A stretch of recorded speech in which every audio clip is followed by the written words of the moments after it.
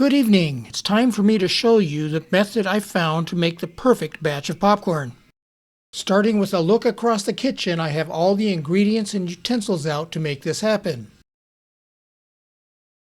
Up first on the left is my bottle of olive oil. I'll only use olive oil when popping my corn. It makes a big difference.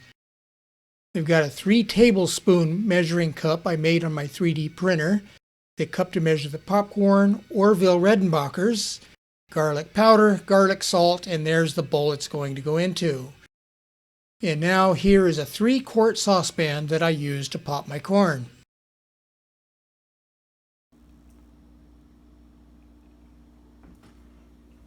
Orville says to use 3 tablespoons for a serving, but I'm using a heaping 1/4 cup, which is approaching 5 tablespoons of popcorn. When popped correctly, it completely fills the 3-quart saucepan.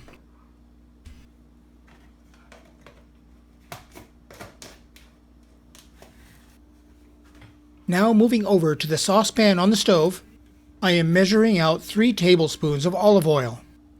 I have found that 3 tablespoons is the perfect amount, and I created a 3 tablespoon measuring cup using my 3D printer.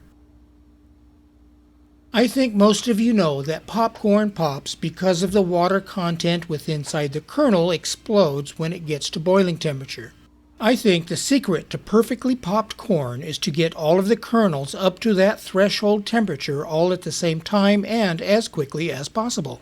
Panning up to my microwave timer, you see I have it set at 1 minute 10 seconds. After experimentation, I have found that is the optimum time for preheating the oil without burning it.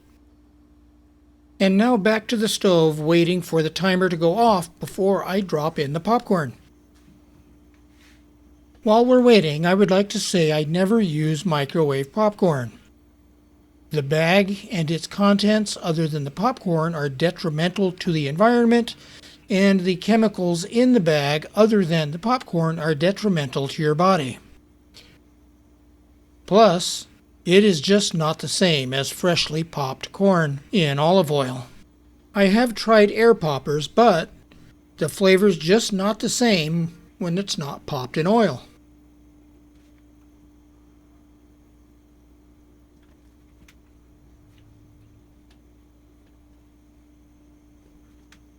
Cover it up and then keep the saucepan agitated until the kernels start popping regularly. This ensures there are no hot spots in the oil, which will cause the kernels to be at different temperatures. Once I hear more than a few pops per second is when I stop agitating and let the oil heat up to its maximum temperature.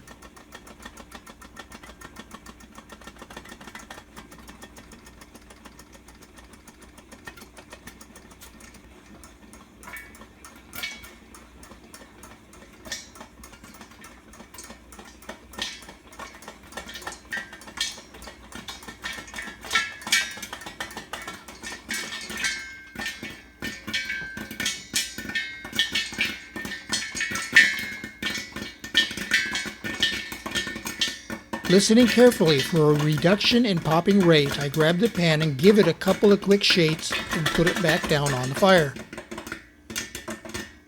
I keep doing this until there's a significant drop in the number of pops per second, which means it's getting very close to the end.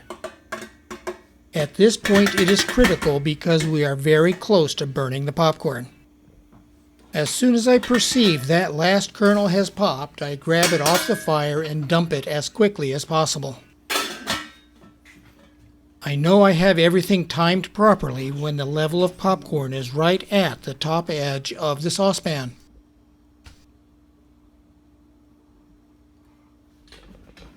Nothing here was edited. What you are going to see in the bottom of the bowl is what is in the bottom of the bowl.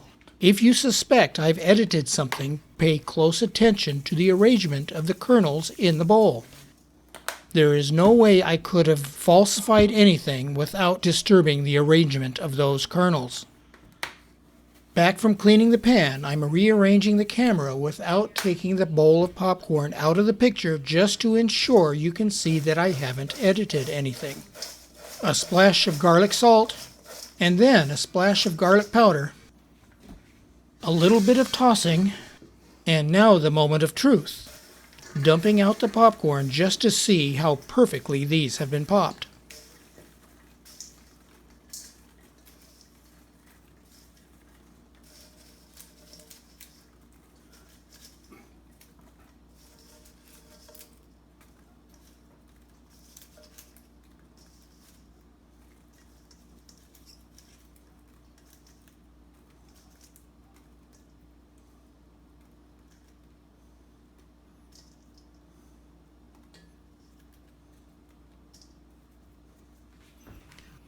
Now that is what I would call a perfect pop.